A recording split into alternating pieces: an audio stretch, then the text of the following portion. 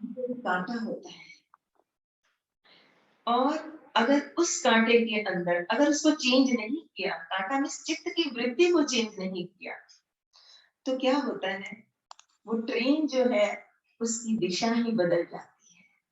और जब दिशा गलत चली जाए, आप गलत स्टेशन पे पहुंच जाएंगे। ठीक इसी प्रकार हम इस संसार में आए थे, तो हमने जाना किस दिशा में था और जा किस दिशा में रहे। बस ये सावधानी रखनी है कि मन का कांटा कहीं बदल तो नहीं गया है। आए थी हरि भजन को, ओटन लगे कपास, ऐसा तो नहीं हुआ है। मत देख भूला विसरे तेरे चित्त न आवे नाम।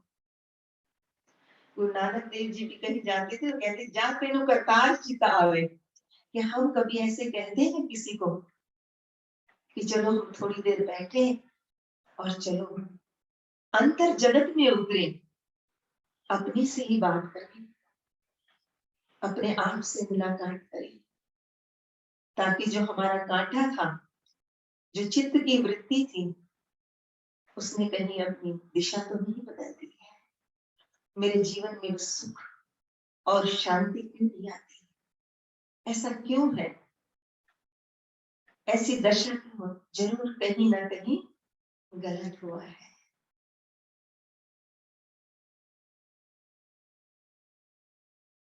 अपनी कर्म की गति में क्या जानू, मैं क्या जानू बाबा,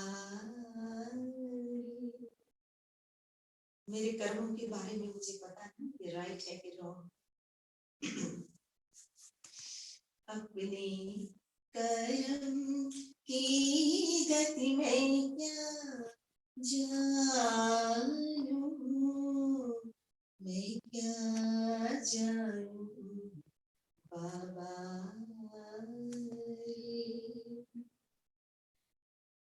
न रो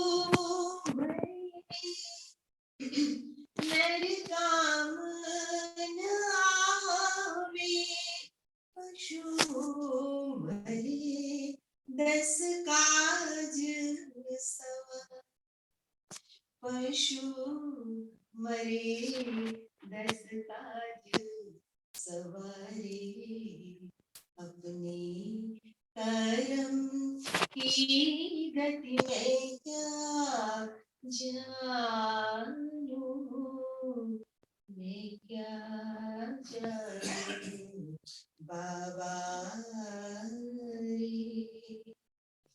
हाड जले, बोध हो रहा है इसलिए अपने आप का अपने से ही दूर है कि जिस तन को लिए लिए मैं घूमता हूँ, इसका श्रृंगार करता हूँ और रूपवान हूँ, मैं धनवान हूँ, मैं पुत्रवान हूँ, मैं सत्तावान हूँ, इस अहंकार में घूमते, वो सारा देह का अहंकार है, वो आत्मा का अहंकार नहीं है।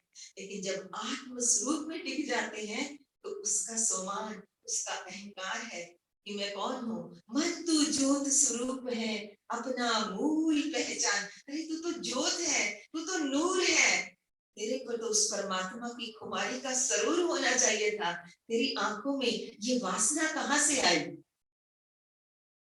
तेरे नैनों में तो खुमारी होनी चाहिए, जो खुद को मार दे, ऐसी खुमारी होनी चाहिए।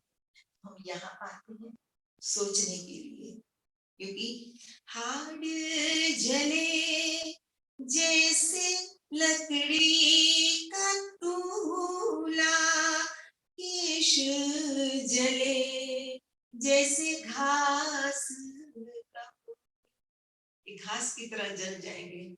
जो अपनी जुल्फे बनाते हैं ना, श्रृंगार आप देखते हो कलयुग में, तो इस श्रृंगार की बड़ी महिमा है।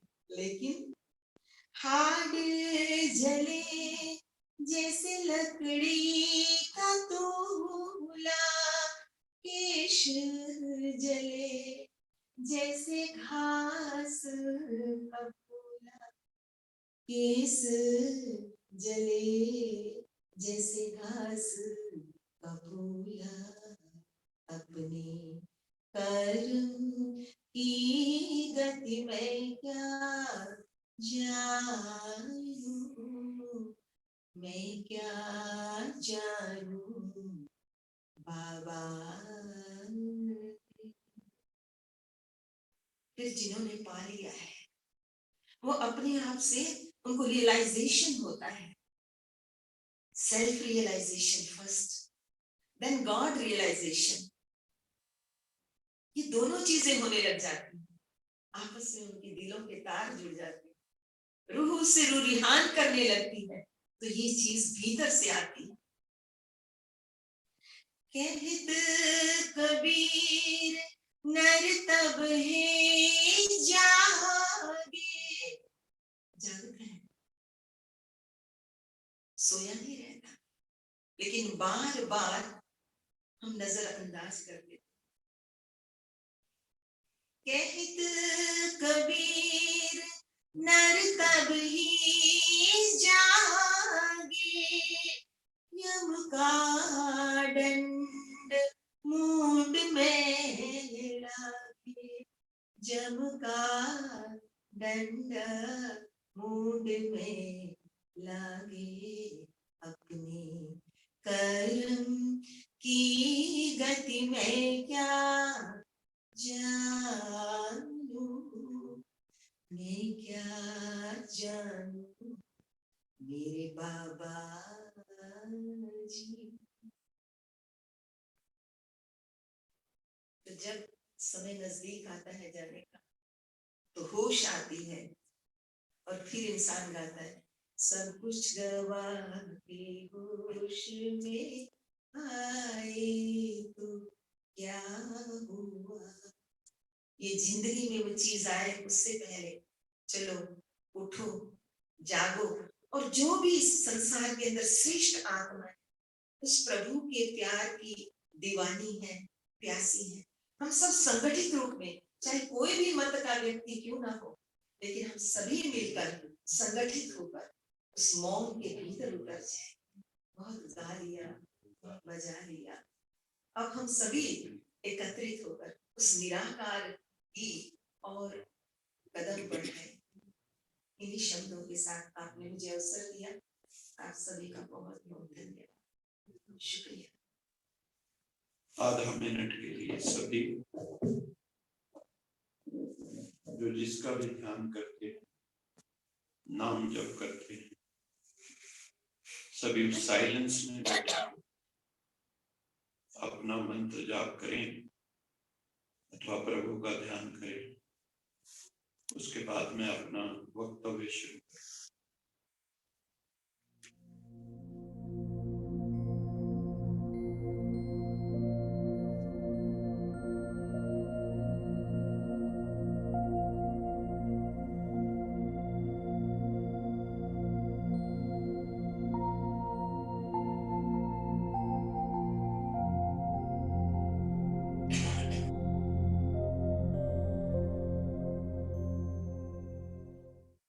वाहिगुरु जी का खालसा, वाहिगुरु जी की फतेह।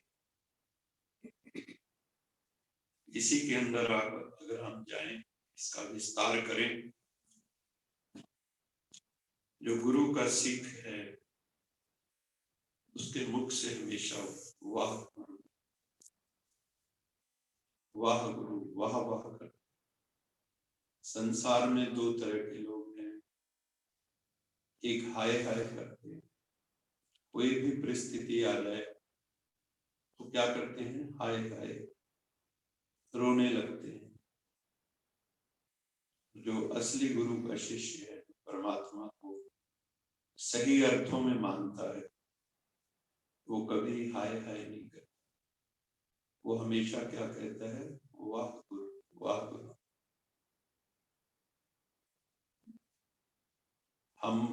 मैं साइंटिस्ट हूँ, Karnal national dairy research institute, आपने सुना होगा, राष्ट्रीय डेयरी अनुसंधान संस्थान, वहां पर मैं जेनेटिक्स में जो है मैंने रिसर्च की है। और मैं आपको ये बता के मुझे खुशी हो रही है कि आपका जो जीवन नगर में सेंटर है जहां पर साहिवाल नस्ल की गौएं रखी, वहां पर मैं खुद गया था और उनके जो वहां पर मुखिया थे उनसे हमारी काफी लंबी बात हुई थी कि नस्ल सुधार कैसे करना है। तो पशुओं की नस्ल सुधार पे तो बहुत काम हो रहा है, लेकिन परमात्मा या हमारे सतगुरु उदय सिंह जी वो किस चीज पे काम कर रहे हैं कि मनुष्य की नस्ल का भी सुधार हो जाए। क्योंकि सबसे ज्यादा कौन सी नस्ल बिगड़ चुकी है? पशुओं से भी ज्यादा, कहते हैं ना, मनुष्य पशु से भी नीचे गिर गया है। पशुता, क्योंकि शक्ल तो, सूरत तो मनुष्य की है, सीरत बंदर से भी बुरी। तो इसलिए हम लोगों को वाहिगुरु जी का खालसा खालस प्योर, अभी जब हम अंदर आए तो चल रहा था स्वच्छ हुए तान सच पाइए। ये बहुत गहरा सत्य है। जब तक शुचिता नहीं, बाहर की शुद्धि भी नहीं, मन की शुद्धि नहीं, तब तक सत्य की प्राप्ति हो नहीं सकती। स्वच्छ होए तान सच पाइए। शुचिता होगी तभी हम सत्यता को वर्ण कर सकेंगे, उसका आनंद ले सकेंगे। लेकिन हमें रूहानियत में जाना ही होगा। जैसे कि नामधारी समाज में देखता हूँ, एक लंबे समय से देख रहा हूँ, इनकी जो परंपरा है बहुत पवित्रता को मानने वाली। मुझे देख के ऐसे ही लग रहा है कि हम और आप ही, हमारी ड्रेसेस भी एक जैसे, और शुचिता पवित्रता की बात आप भी करते हैं, हम भी करते हैं कि जीवन में जब तक मन से, वचन से, कर्म से पवित्रता नहीं हो, निर्मलता नहीं हो, तब तक परमात्मा प्राप्ति, ईश्वर की प्राप्ति हो नहीं सकती। जिस्म और रूह का रिश्ता भी क्या अजीब रिश्ता है। जिस्म और रूह का रिश्ता भी क्या अजीब रिश्ता है। उम्र भर साथ रहे मगर तारुफ न हुआ, तारुफ मुलाकात। जिस्म और रूह, रूह त्रिकुटी में मानते हैं, वैज्ञानिक भी मानने लगे हैं। परामनोवैज्ञानिक वो भी अब सूक्ष्म शरीर, आत्मा की बात करने लगे। पहले वैज्ञानिक आत्मा की बात नहीं करते। अभी नियर डेथ एक्सपीरियंसेस, जैसे मृत्यु के पास कई लोग, जैसे किसी को हार्ट अटैक हुआ तो थोड़ी देर के लिए उसको लगता है कि मेरा सूक्ष्म शरीर ऊपर छत से देख रहा है, डॉक्टर दबा रहे हैं कि दोबारा जिंदा हो, रिससिटेट हो जाए। तो सूक्ष्म शरीर वहां से देख रहा है। ऐसे कहते हैं शमशान में जब शरीर को जलाते तो वो देख रहा है सारी एक्टिविटी सूक्ष्म शरीर के रूप में। तो सूक्ष्म शरीर का भी संचालक आत्मा, रूह। और यहाँ पे मैं देख रहा हूँ सब कोई माला जप रहे, कोई ना कोई अंदर में पवित्रता है, परमात्मा को पाने की लालसा है। हम लोग भी यही कहते हैं, ब्रह्मा कुमारी भी यही कहते, जिसकी तरफ गुरु नानक देव जी का इशारा, उस ज्योत की तरफ, प्रकाश की, उससे जुड़ना है हमें, क्योंकि हम भी प्रकाश। ये शरीर किससे चल रहा है? ये चैतन्य ऊर्जा से चल रहा है, ट्रांसिएंट एनर्जी से चल रहा है। उस ऊर्जा में स्थित होना है। पहले खुद को जानना, फिर खुदा को जानना। जब हम खुद को जान लेंगे, खुदा को भी जान। कहते भी है ना, अवर काज तेरे बीते ना काम, मेरे साथ संगत का जीवन। जितने भी तुम्हारे और काम हैं, किसी काम नहीं आने। इको कम कमाई किसने विच है? वो है उसके नाम सिमरन, उसकी याद, उसके नाल योग लगाने। गीता च भी क्या गया, योगस्त कुरु कर्माणि संगम त्यक्त्वा धनंजय, सिद्धि असिद्धि समो भूत्वा समत्वम योग उच्यते। क्या कहा? हे अर्जुन, पहले तू मेरे से जुड़, योग लगा, you connect your self with me, मेरे से कनेक्ट होकर मेरे से जुड़ जाओ, योग में स्थित हो, योगस्थ कुरु कर्माणि, फिर कर्म में उतरना। ये युद्ध बिना याद के नहीं कर, माम अनुस्मर युद्धम च, मुझे युद्ध में भी याद कर। ये जीवन भी एक युद्ध है। हम इस युद्ध में, हमारी लड़ाई किससे है? 5 विकारों से, पंच दुष्ट ऐसा है। वो जो 5 दुष्ट है, उसके ऊपर हम विजय कैसे प्राप्त करें? काम, क्रोध, लोभ, मोह, अहंकार। कहना बड़ा आसान, लेकिन बिना परमात्मा अनुभूति के, ईश्वर अनुभूति के, शुचिता के, हम उसकी अनुभूति कर नहीं सकते। तो इसलिए अवर काज तेरे की देना काम, मिल साध संगत पथ केवल नाम। आप सब उसका नाम जपने में लगे हुए हैं। उसको हमें समझना है, उस परमेश्वर को जो प्रकाश है। हम भी प्रकाश रूप है, आत्मा भी प्रकाश है। अपने कर्मों की गति में क्या जानूं? परमात्मा कहता है मैं बताता हूं आपको कर्मों की गति क्या है। परमात्मा बता सकता है।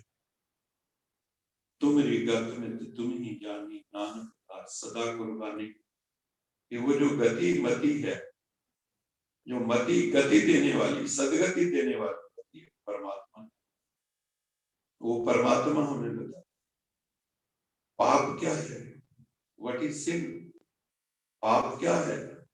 जो भी कर्म हम विकारों के अधीन करते हैं, काम, क्रोध, लोभ, मोह, अहंकार के वश जो हम कर्म करते हैं, वो सब पाप की श्रेणी में आते हैं।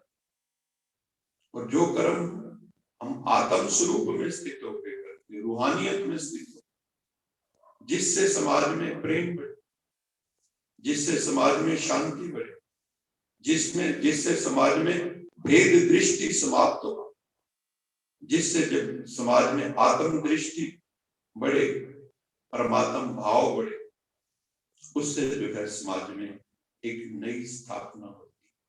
हम सब मिलकर एक नए समाज का निर्माण करें, जहां पर आपस में बहुत प्रेम हो, सब शांति का वातावरण हो, कोई लड़ाई झगड़ा ना हो, कोई काम, क्रोध, लोभ, अहंकार का अंश और वंश भी ना हो। परमात्मा हमें यही कहते हैं, बच्चे निर्विकारी भाव। क्या बनना है? निर्विकारी, विकार नहीं होना चाहिए। ब्रह्म ज्ञानी सदा निर्लेप, जैसे जल में कमल अलेप। ब्रह्म ज्ञानी कैसे रहता है संसार? ब्रह्म ज्ञानी सदा निर्लेप। दुनिया में लेप छेप बहुत लग, पापों के धब्बे बहुत लग। हम अपने मुख से, वाणी से बड़े पाप करते, अपने अहंकार वश हम दूसरे को छोटा समझते, खुद को बड़ा समझते। तो जितने भी विकार हैं, ये हमसे पाप कराते हैं। और जब हम स्वरूप में स्थित होते हैं, शांत स्वरूप, प्रेम स्वरूप, आनंद स्वरूप, ज्ञान स्वरूप, शक्ति स्वरूप, पवित्र स्वरूप, सुख स्वरूप, निराश्रय स्वरूप क्या है? ये है। हमें क्या चाहिए? What are our demands? हमारी मांग क्या है? हमें सुख चाहिए, हमें शांति चाहिए, दुख नहीं चाहिए। दुख के लिए तो सारे भागते हैं, लेकिन दुख से कैसे बच सकते हैं? नानक दुखिया सब संसार, सो सुखिया जिस नाम आधार।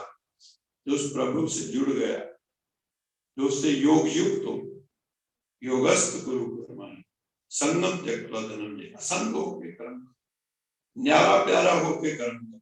फंसना नहीं है इस संसार में, अपने को मोह की रस्सियों में जकड़ना नहीं है।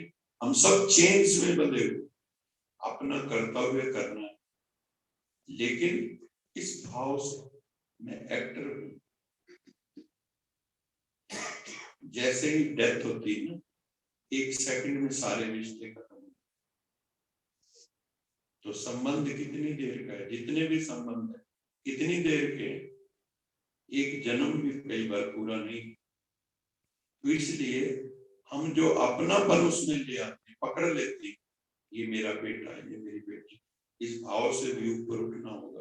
परमात्मा के सब बच्चे, पिछले जन्म में कोई क्या था, कोई क्या था, इस जन्म में हम इकट्ठे हो गए, सब मिलजुल के बहुत प्रेम से हम अपने रिश्तों को आगे बढ़ाएं और एक सुंदर समाज का निर्माण।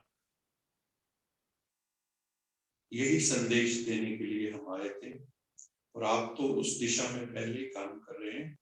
और हम लोग, जैसे मैंने बताया, हिसार के पास जीवन नगर में भी है, भैनी में भी आपका मुख्य मेडिकल सेंटर है, वहां तो हम नहीं जा पाए, लेकिन हमारे साइंटिस्ट भाई कई वहां भैनी साहब में भी थे। तो आपका बहुत ही, जिसको कहते हैं ना, सिस्टमेटिक ढंग से, बहुत ही अच्छे ढंग से साधनात्मक आपका जीवन है, तपस्वी जीवन है। और हमें अंत में क्या करना है, सुख दुख से अतीत हो, द्वंद्वों से अतीत हो, मान अपमान, निंदा स्तुति, लाभ हानि, जय पराजय, कुछ भी हो, उससे ऊपर उठना है। और कौन सी स्थिति में जाना है, जिस मरने पे जग डरे, मेरे मन अनंत, मरने ही ते पाइए पूर्ण परमानंद। कौन सी स्थिति में जाना है, परमानंद, आनंद ही बचे और कुछ ना बचे। वो कैसे होगा, जब उस परम आत्मा, परम पिता परमात्मा, सत्यम शिवम सुंदरम सच्चिदानंद स्वरूप सत श्री अकाल मूर्त, उस सच्चे पिता से हम जुड़ जाएंगे तो हम सबके जीवन में सत्य का अवतरण होगा, शिवम का अवतरण होगा, शुभम का अवतरण होगा और ये सारा संसार सुंदर बन जाएगा। इन्हीं शब्दों के साथ मैं आप सबका बहुत बहुत सौभाग्य धन्यवाद करता हूँ, साधुवाद करता हूँ कि आपने बहुत प्रेम से सुना और आप सब साधनात्मक जीवन वाले हैं। बहुत ही अच्छा लगा, यहाँ के रूहानियत का माहौल मिला। आप सबका बहुत बहुत शुक्राना और मुस्कुराते रहना, सदा सबको खुशियां बांटते रहना। इन्हीं शुभ भावनाओं के साथ एक बार फिर आपका धन्यवाद। वाहिगुरु जी का खालसा, वाहिगुरु जी की फतेह। खालिस बन जाएंगे तो फतेह हो जाएगी, 5 विकारों पर भी फतेह हो जाएगी। हम लोग बोलते हैं ओम शांति। ओम शांति का मतलब होता है हमें हर हाल में शांत रहना, cool and calm under all sets of circumstances. हर हाल में हमें शांत, आनंद में मस्त, नाम कुमारी नानका चढ़ी रहे दिन रात, उस कुमारी में हमें चले जाना, उसमें डूब जाना है, उस मस्ती में डूब जाना है। आप सब उसमें डूबे हुए हैं, आप सबका बहुत बहुत शुक्राना। वाहिगुरु जी का खालसा, वाहिगुरु जी की फतेह। ओम शांति।